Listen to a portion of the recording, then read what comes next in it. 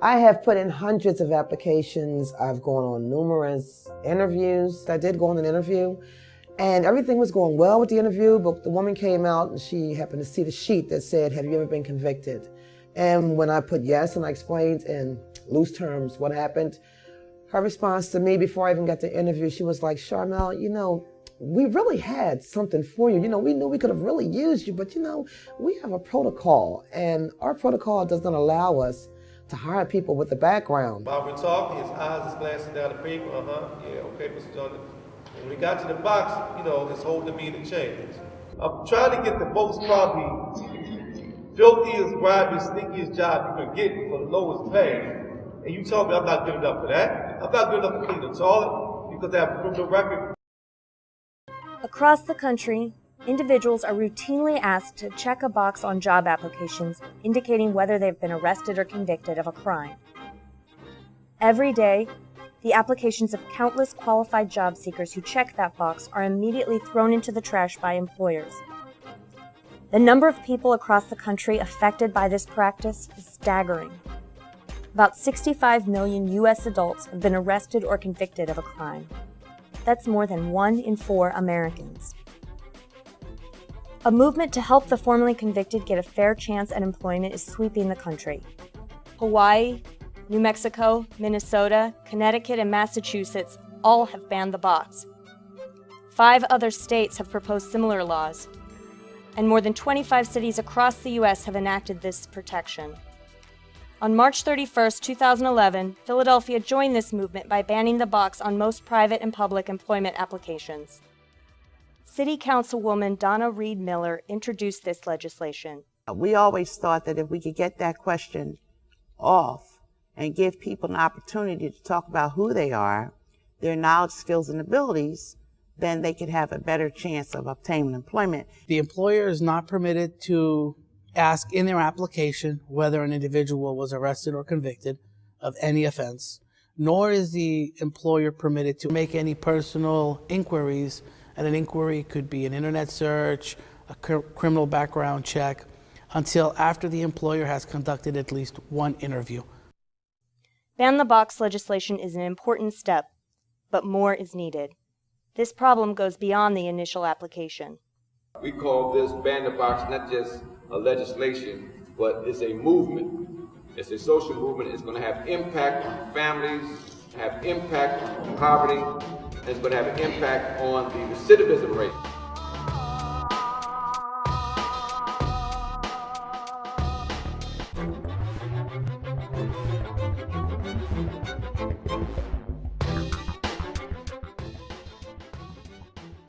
So in the past 3 decades or so, there has been this incredible growth in the criminal justice system. The number of people that are incarcerated has grown roughly 7-fold. So there are now more than 2 million people behind bars and nearly 700,000 people that are being released each year from prison. Pennsylvania is the leading state in locking people up. So unfortunately, we have many folks that are affected by this bill and this problem. Just here in the city of Philadelphia, you have 300,000 formerly convicted people. 200,000 is no longer on probation or parole. They may have been crime-free for 5, 10, 15, 20, 40 years. In the incarceration process, you have the audacity to use my body to do work. Like going to North Carolina, you work at the state building, you work on the highways and things of this nature, and then when you come home, you can't even get a job at PennDOT. Criminal records issues is one of, if not the largest barrier to employment to low-wage workers now in Philadelphia. In the 11 years I've been at CLS, the number of cases of people coming in with criminal records-related issues has tripled. More people get probation than incarceration, okay?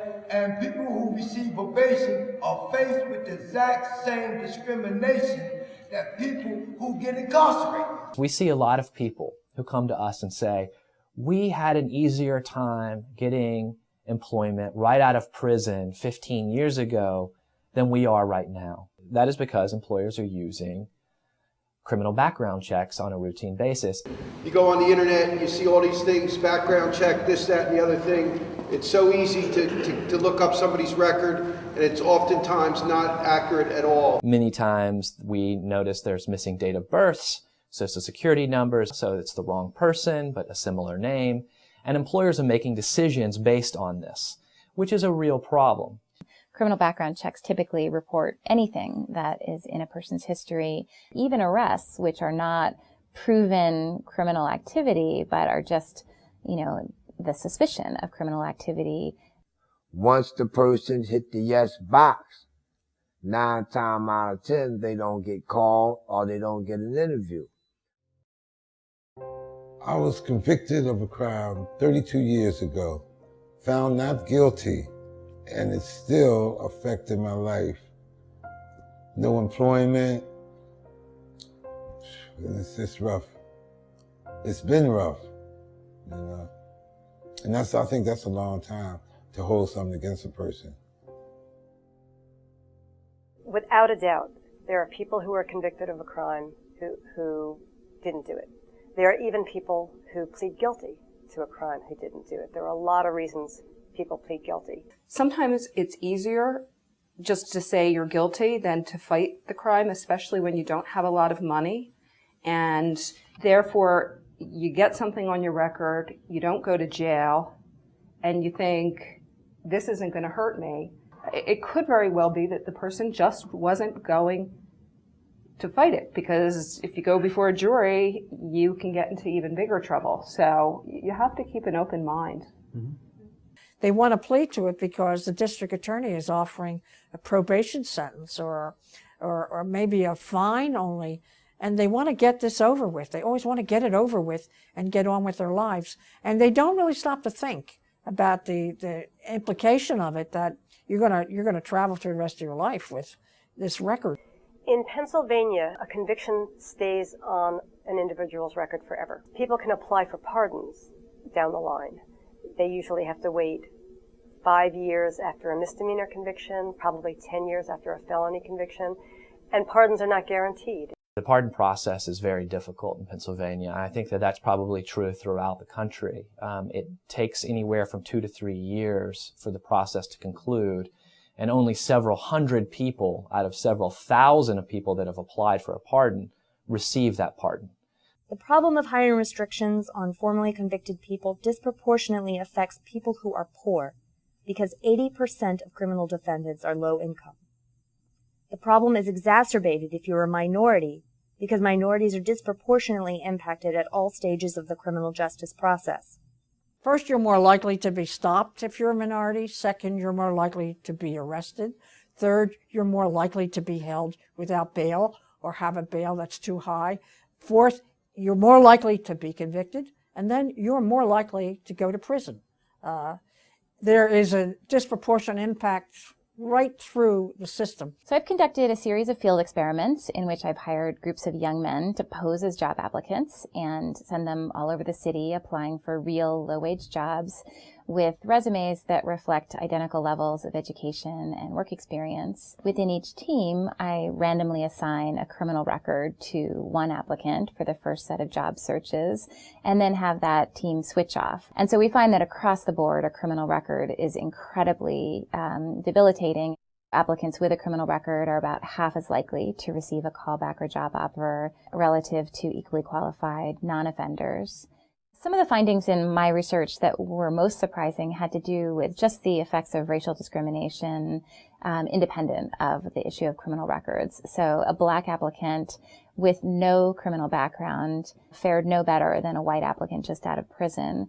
So race is one of those characteristics that employers seem to use as a proxy for employability. That then combined with a criminal record seems to intensify the stigma and basically eliminates virtually all possibilities of employment for that group of people. While lawmakers and advocates in Philadelphia are fighting for necessary protections beyond ban the box, there already exist basic restrictions on how employers may consider an applicant's criminal record. Basically, Title VII has been interpreted to require an employer, if they're going to use a criminal record, to look at the nature and gravity of the offense, how much time has passed since the conviction or incarceration with the nature of the job. Throughout my involvement through the expungement process, it is clear that employers are violating that law. Employers in Pennsylvania also routinely violate state law, which similarly limits employers to considering only those convictions that are job-related. This means that a sex offense would restrict you from working with children, but it wouldn't categorically prohibit you from all forms of employment. A drunk driving conviction may be related to a job as a truck driver, but not as a secretary. Even though I had a criminal conviction, I never was fired from my job. They allowed me to continue to work, and the sentence allowed me to serve the 30 days on the weekends. The downsizing of my company was the reason why I got laid off, not anything due to my conviction. My conviction and the crime was in 2001 and 2002. I was not released from my job until 2009. The conviction has been the hindrance for me finding a job at this time.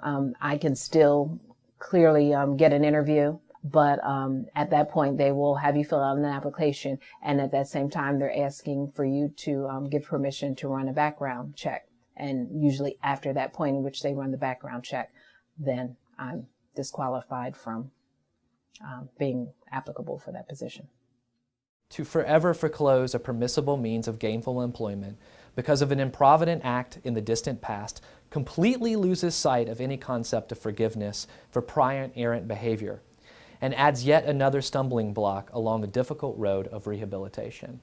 And not only do we talk about rehabilitation, but also we're talking about funds and taxes and money and public safety. All of those aspects are intertwined in this issue, and that's why it's such an important civil rights issue. Felony convictions trigger a wide range of legal and social restrictions. It affects not only one's ability to become employed, but that has a kind of a ripple effect. When individuals do not get a fair chance, they cannot provide for their families. They cannot afford safe housing and struggle to afford food, clothing, and other basic necessities. Barred from public housing, their family may be split apart. With no hope and diminished self-esteem, these individuals are more likely to end up abusing alcohol or other substances, or getting caught back up in criminal activity. In fact, 65% of those who don't find employment within 3 years of returning to society end up back in the criminal justice system. The population of Philadelphia is about 1.5 million. 1/5 of our population, about 300,000 individuals, have records. And if each of these individuals is responsible for just one person, whether a spouse, a child, or a parent, that 300,000 becomes 600,000. That's almost half the city's population. The effects of prohibiting just one person from getting a job are exponential. I couldn't, get a job. And it brought me down. Because I couldn't take care of my family, I couldn't be a husband, and I couldn't be a father. And everything came down on me, and I wound up getting divorced.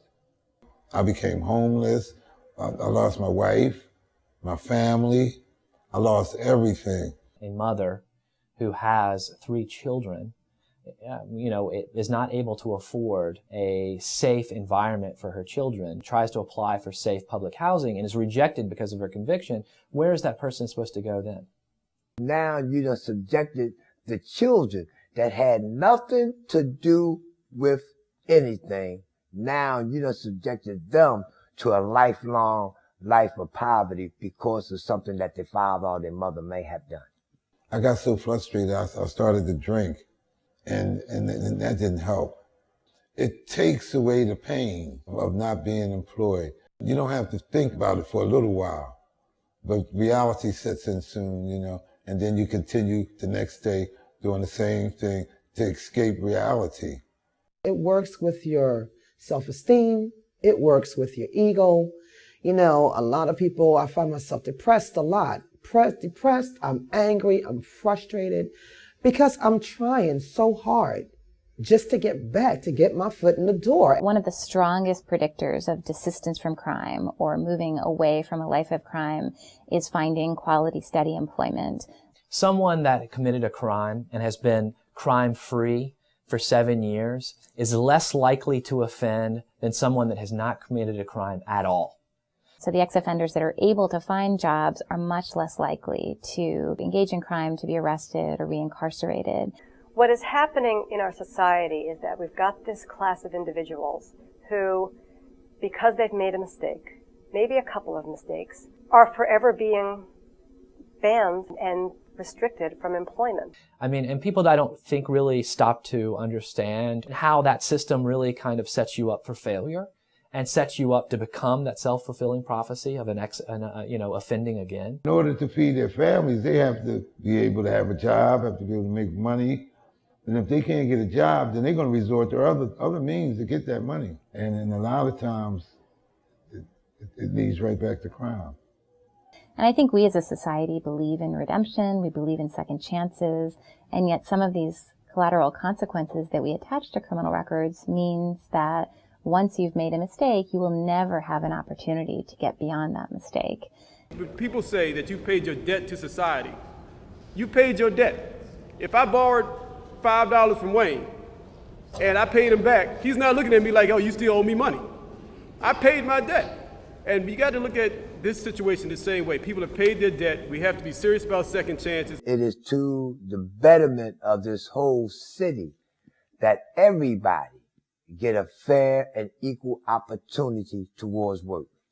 Where do you think this tax money is going to? If we don't find other ways in which to employ and educate people that have gone down that wrong path from the beginning, if we fail to do that, it's only going to become more expensive. And we're paying for it. I am trained as an administrative assistant. I'm a chess player, so I've taught chess to kids. I was an executive assistant to the director at the Wharton School. I worked in the barber shop. I put myself to school for medical billing. I worked for the Pennsylvania School for the Deaf.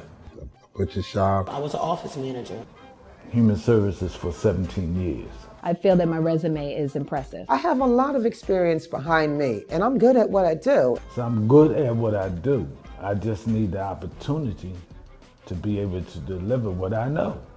There are employers in Philadelphia who already recognize the skills and commitment that the formerly convicted can contribute to the workplace. As far as we're concerned, our employment pool is that 2-mile circle around our stores. If there's Muslim people, we hire the Muslim people. If there's African-American people, we hire African-American people. If there's ex-offenders, we hire ex-offenders. Those are our customers, and therefore they should be our associates. We would not exclude someone unless it was job-related. Right. And that's what the state law is. Our position always has been is we want to hire the best available candidate. And that person may or may not have a conviction. I think we just think it's very important to give people a chance at employment when they've paid their debt to society. If we have unemployed ex-offenders surrounding Temple, how is that going to help our neighborhood? You know, you get paid back tenfold in the community. People all recognize what we do for them, and therefore they spend their money here. And if you're an employer that jumps on board and says, you know what, if I'm going to make this area a better place, a safer place, a more well-rounded community, you know, you got to fix the problem. And the problem is if a person can't get a job ever, they're really left to the only alternative is to do illegal things. A lot of employers, they find that these are people who really want to work.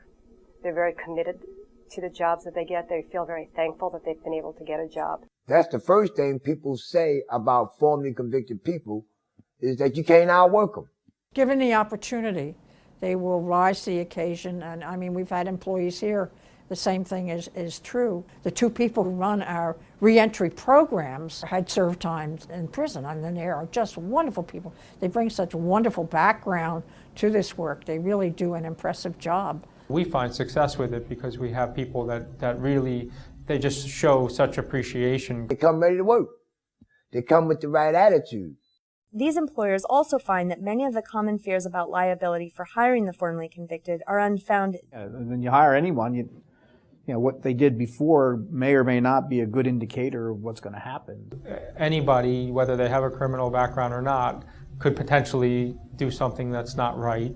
A common misconception about the Ban the Box initiative is that it gives the formerly convicted an unfair advantage. It's not saying that employers should actively recruit or hire ex-offenders ahead of people that have not gotten a conviction on their record. It's just saying in the initial stage of the employment process, we might want to view these applicants equally. For us, it doesn't really become an issue that somebody would say, well, it's unfair that you're giving an ex-offender a leg up. I mean, we're really not. We're just saying we're open to all people. That's all we're saying. And I've seen so many people who come out of prison who really do want to make a change. They may have been violent years ago and could have been an alcoholic or something, drinking, and now they're clean and sober and, just want to live their life. They could have been without children then. Now they're more responsible adults at this time.